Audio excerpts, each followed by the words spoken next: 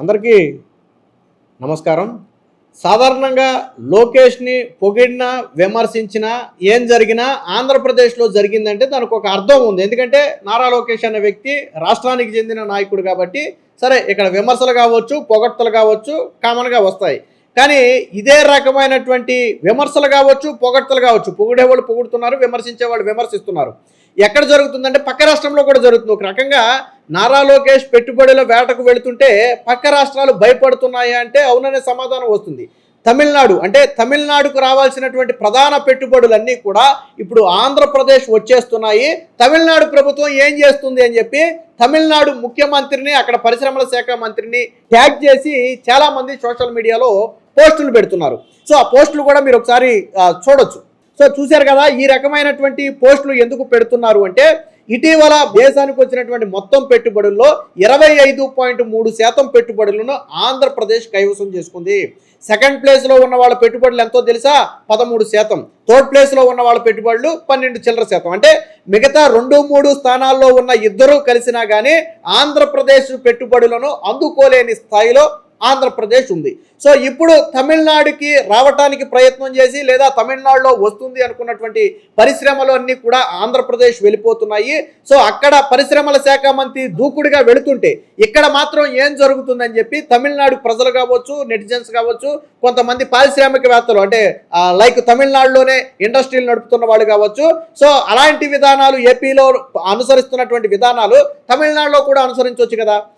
ఏపీలో అనుసరించే విధానాలు తమిళనాడులో పెడితే కొంతమంది ఇక్కడ కూడా వచ్చే ప్రయత్నం చేస్తారు కదా, కోస్టల్ కారిడార్ ఉంది కదా అని చాలామంది ఇప్పుడు అక్కడ ప్రభుత్వాన్ని ప్రశ్నిస్తున్నటువంటి పరిస్థితి. మీకు గుర్తుందో లేదో, గతంలో క్యాడ్బెర్రీ ఇండియా అంటే మోండిలేజ్ అంటాం కదా, ఆ చాక్లెట్ కంపెనీ వాస్తవానికి తమిళనాడుకి రావాలి. అప్పుడు శ్రీ సిటీకి చంద్రబాబు గారు అప్పట్లో దాన్ని శ్రీ సిటీకి తీసుకొచ్చారు. ఇప్పుడు అది ప్రపంచంలోనే అతిపెద్ద మోండలేజ్ చాక్లెట్ కంపెనీ. ఇది కేవలం చాక్లెటే కాదు, మల్టిపుల్ అన్ని రకాల బిస్కెట్లతో పాటు తో పాటు కొన్ని పౌడర్స్ తో పాటు రకరకాల ఐటమ్స్ అన్ని కూడా తయారు చేస్తుంది. సో అలాంటి ఒక అతిపెద్ద ప్లాంట్ ని ఆ రోజు తమిళనాడు వెళుతుంది అనుకున్న సమయంలో చంద్రబాబు గారు దాన్ని ఒడిసిపెట్టి ఆంధ్రాకి తీసుకొచ్చారు. అది ఆంధ్రాకి ఇప్పుడు శ్రీ సిటీలో అతిపెద్ద ఎసెట్ గా మారింది. సో ఇప్పుడు అదే విధంగా కొన్ని పరిశ్రమలు తమిళనాడుకు వెళుతాయి అనుకున్నటువంటి కొన్ని పరిశ్రమలు ఆంధ్రాకి రాబోతున్నాయి అనే వార్త ఏదైతే ఉందో ఇది తమిళనాడులో కొంత అలజడి సృష్టిస్తుంది. ఒక రకంగా అక్కడ ప్రత్యర్థులు, రాజకీయ ప్రత్యర్థులు కూడా దీన్ని వాడుకుంటున్నారు. ఇటీవల ఒక తమిళనాడుకు చెందినటువంటి ఒక అపోజిషన్ లీడర్, అక్కడ అపోజిషన్ లీడరు ఆంధ్రాకు పెట్టుబడులు వెళ్ళిపోతుంటే మీరేం చేస్తున్నారని చెప్పి అక్కడ విమర్శలు కూడా చేశారు. ముఖ్యంగా గూగుల్ డేటా సెంటర్ ఆంధ్రప్రదేశ్కి వచ్చినప్పుడు తమిళనాడులో దీని మీద చాలా తీవ్ర స్థాయిలో చర్చ నడిచింది. గూగుల్ డేటా సెంటర్ ఆంధ్రప్రదేశ్కి వచ్చినప్పుడు అలాగే అర్సిలాల్ మెటల్ లాంటి స్టీల్ కంపెనీ 1,35,000 కోట్లతో పెట్టినటువంటి స్టీల్ కంపెనీ ఆంధ్రాకు వచ్చినప్పుడు కూడా అక్కడ తీవ్ర స్థాయిలో చర్చ నడిచింది. అలాగే రాయల్ ఎన్ఫీల్డ్ ఆంధ్రాకు వచ్చిన సందర్భంగా కూడా అక్కడ చర్చ నడిచింది. అంటే ఆంధ్రాకి ఏ ఒక్క పెట్టుబడి వచ్చినా కానీ పక్కనే ఉన్నటువంటి తమిళనాడు రాష్ట్రంలో దాని గురించి చర్చ నడుస్తుంది. వాస్తవానికి తమిళనాడుకి ఒక పెట్టుబడుల సంస్థ ఉంటుంది, గైడెన్స్ తమిళనాడు అని చెప్పి వాళ్ళకి ఒక పెట్టుబడుల సంస్థ ఉంది. సో ఆ సంస్థలో ఒక 10 మంది ఉద్యోగులు ఉన్న పళంగా రాజీనామా చేశారు. సో అది మరింత తీవ్ర చర్చకు దారి తీసింది. రాజీనామా చేయటమే కాకుండా అందులో కొంతమంది ఉద్యోగులు ఆంధ్రప్రదేశ్ వెళ్ళబోతున్నట్టు, అక్కడ పెట్టుబడుల్లో వాళ్ళ పాత్ర పెట్టబోతున్నట్టు, అంటే ఇక్కడి నుంచి తప్పుకుని ఆంధ్రప్రదేశ్ వెళ్ళబోతున్నట్టుగా ఒక వార్త వచ్చింది. సో అది ఎంతవరకు అంటే అక్కడ రాజీనామా చేశారు అన్న మాట వాస్తవం. వాళ్ళు ఆంధ్ర వస్తారా లేదా అనేది మనకు తెలియదు, కానీ వీళ్ళు ఆంధ్ర వెళ్ళబోతున్నారు అనేది అక్కడ వార్త ఏదైతే ఉందో అది కొంత రాష్ట్రంలో కొంత అలజడి కూడా సృష్టించింది. అలాగే ప్రముఖ పారిశ్రామికవేత్త అయినటువంటి హర్ష గోయంక ఒక ఇంటర్వ్యూలో మాట్లాడుతూ ఒక వ్యాఖ్య చేశాడు. ఏమనంటే Andhra Pradesh is moving fast in attractive investments, healthy competition between state is good for India.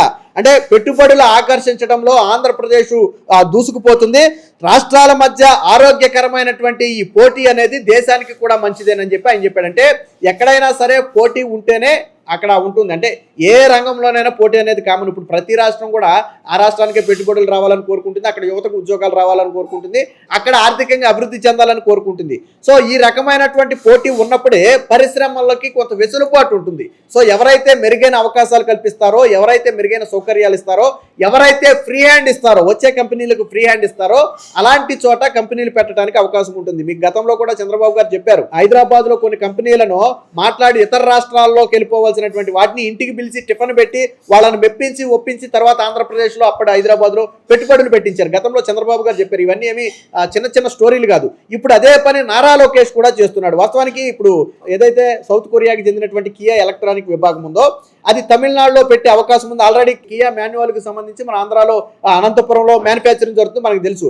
ఆ ఎలక్ట్రానిక్ ప్లాంట్ని తమిళనాడులో పెట్టే అవకాశం ఉందని చెప్పి కొద్ది రోజులుగా ప్రచారం జరుగుతుంది. ఇప్పుడు నిన్న నారా లోకేష్ గారు సౌత్ కొరియా పర్యటనకి వెళ్ళిన సందర్భంలో అక్కడ కియా ప్రతినిధులను కలిసి ఆ ఎలక్ట్రిక్ ప్లాంట్ ఆంధ్రాలో పెట్టాలని కోరారు. సో అన్ని రకాలుగా మేము సహాయం అందిస్తాం, ఆల్రెడీ మీ ప్లాంట్ ఇక్కడ ఉంది కాబట్టి మీకు మరింత ఈజీ కూడా అవుతుందని చెప్పి ఆ ప్రతినిధులతో చెప్తే వాళ్ళు రావడానికి సుముఖం వ్యక్తం చేసినట్టుగా ఒక వార్త వచ్చింది. సో ఇది తమిళనాడులో మరింత అలజడిని సృష్టించింది. అలాగే హోందాయ్ కంపెనీకి చెందినటువంటి ఒక కంపెనీ తమిళనాడులో పెట్టుబడి పెట్టబోతుంది అని గతంలో వార్తలు వచ్చాయి. ఇప్పుడు అదే హోందాయ్ కంపెనీని నారా లోకేష్ గారు సౌత్ కొరియాలో కలిసి వాళ్ళని కూడా ఆంధ్రాలో పెట్టుబడులు పెట్టాలని ఆహ్వానించారు. అయితే వీళ్ళిద్దరు ఇంకా పెడతారా లేదనేది మనకు తెలియదు.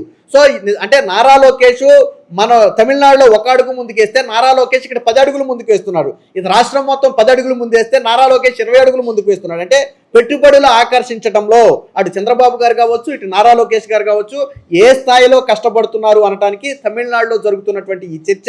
వాస్తవానికి తమిళనాడు ప్రజలకేమీ అసూయేమీ లేదు. కాకపోతే ఇప్పుడు మనం ఏమనుకుంటాం, పక్క రాష్ట్రానికి వెళ్ళే కంపెనీ మనకొస్తే మనం హ్యాపీగా ఫీల్ అవుతాం. ఎందుకంటే సరే కొంత ఇన్వెస్ట్మెంట్ జరుగుద్ది, ఆర్థికంగా రాష్ట్రానికి ఉపయోగం, అలాగే యువతకు ఉపాధి లభిస్తుంది, డెవలప్మెంట్కి ఉపయోగపడుతుంది. ఎవరాసైనా అదే కదా.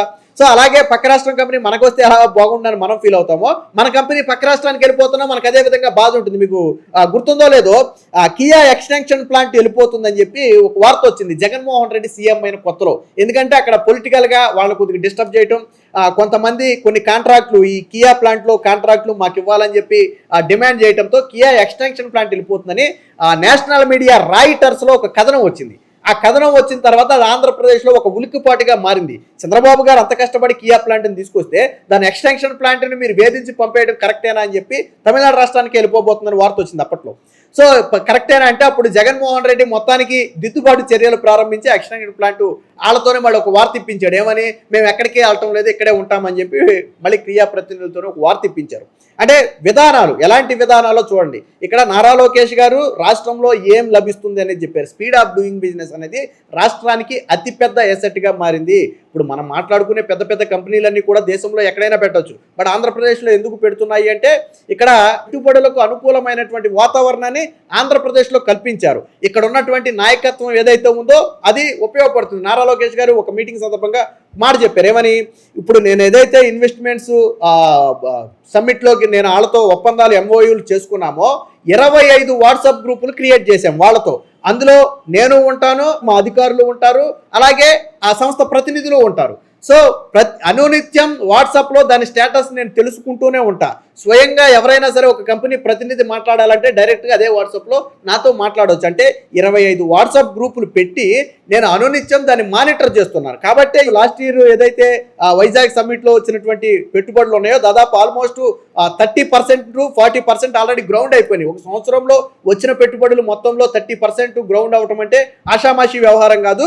మళ్ళీ పెట్టుబడుల సదస్సు జరిగే నాటికి ఇంకొక 10% గ్రౌండ్ అయ్యే అవకాశం ఉందంటే ఇంకో 2-3 నెలల్లో పెట్టుబడుల సదస్సు ఉంది. సో అప్పటికి ఇంకొక 10% అంటే ఆల్మోస్ట్ లాస్ట్ టైం పెట్టుబడుల ఒప్పందాలు ఏదైతే జరిగాయో అందులో 40 నుంచి 50% పెట్టుబడులు వచ్చే ఇన్వెస్ట్మెంట్ సదస్సు నాటికి గ్రౌండ్ అయ్యే అవకాశం ఉంది. సో ఇదేమి చిన్న విషయం కాదు. అంటే 10 లక్షల ఉద్యోగాలు గతంలో కల్పిస్తామని ఒక హామీ ఇచ్చారనుకోండి, ఇప్పుడు దాదాపుగా 2-3 లక్షల ఉద్యోగాలు నెక్స్ట్ టైంకి కల్పించే అవకాశం ఉంది. ఆల్రెడీ కొన్ని ఉత్పత్తిని ప్రారంభించాయి కూడా. సో ఇది మొత్తంగా అంటే ప్రతిదీ కూడా క్యాలిక్యులేటెడ్గా ఆంధ్రప్రదేశ్ ముందుకు వెళుతుంది. సో ఇప్పుడు ఆంధ్రప్రదేశ్కు వస్తున్నటువంటి పెట్టుబడుల స్పీడ్ చూసి హర్ష గోయంక లాంటి పారిశ్రామికవేత్తలే కాదు పక్క రాష్ట్రాల నెటిజన్స్ కూడా ప్రజలు కూడా ఆశ్చర్యపోతున్నారు. ఎలా సాధ్యం అవుతుంది? మన రాష్ట్రానికి సాధ్యం కావట్లా, సరే వేరే రాష్ట్రాలకు సాధ్యం కావట్లా, ఆంధ్రప్రదేశ్కి ఎలా సాధ్యమవుతుంది? సో ఈ ఆశ్చర్యాన్ని ఇప్పుడు వ్యక్తం చేస్తున్నారు. మొత్తంగా నారా లోకేష్ గారు ఐటీ శాఖ మంత్రిగా 100% సక్సెస్ అయ్యారు అనేది మనం చెబుతున్న మాట కాదు, పక్క రాష్ట్రంలో చెబుతున్నటువంటి మాట. సో నారా లోకేష్ గారు పెట్టుబడులు తీసుకురావడాన్ని మీరు ఎలా చూస్తారో, అలాగే వీడియో ఎలా ఉందనేది కామెంట్ రూపంలో తెలియజేయండి.